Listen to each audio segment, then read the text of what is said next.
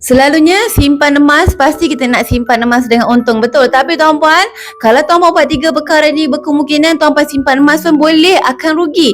Nak tahu apa? Pastikan tengok video ini sampai habis, like dan save juga untuk rujukan pada masa akan datang.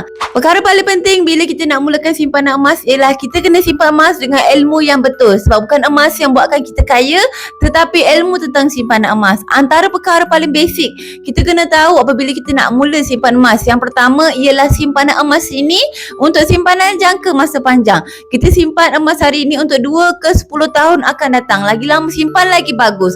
So sekiranya tuan-puan nak simpan emas ni, nak guna pada bulan depan, nak guna pada tahun depan, nak guna dalam masa yang terdekat, berkemungkinan tuan-puan akan mengalami kerugian daripada simpanan emas ini. So pastikan bila nak buat simpanan emas, duit tersebut tak guna dalam masa 2 tahun dan ke bawah. Yang kedua, bila simpan emas, pastikan kita tahu simpan emas ni ada spread emas ataupun selisih harga emas. So kita nak dapat keuntungan dengan simpan emas, kita pastikan dapat emas fizikal, yang mana kalau lagi bagus simpan yang emas yang lagi besar.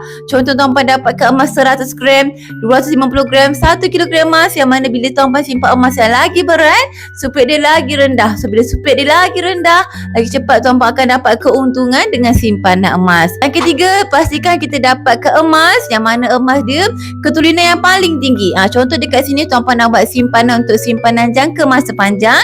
Lagi baiknya tuan-puan dapat ke emas yang 999 ataupun gold bar dan dinar beratnya paling tinggi, keturunan dia 999. Kalau tuan-puan hanya dapatkan barang kemas yang mana emas dia sekitar 91.6% sahaja, keturunan emas dia lebih rendah berbanding emas gold bar dengan dinar. So bila keturunan lagi rendah, kita pun akan dapat keuntungan kurang sedikit bila gram emasnya sedikit. So tuan-puan, pastikan simpan emas dengan ilmu yang betul. Jangan buat kesalahan ini apabila nak mula simpan emas. So tuan-puan nak mula simpan emas, senang sahaja cara dia.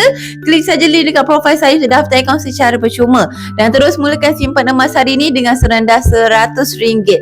Atau kalau tuan-puan ada persoalan nak tanya, boleh terus kontak saya di nombor ini untuk saya bantu tuan-puan daftar akaun dengan lebih mudah. Akhir kata, macam biasalah, senangnya nak simpan emas.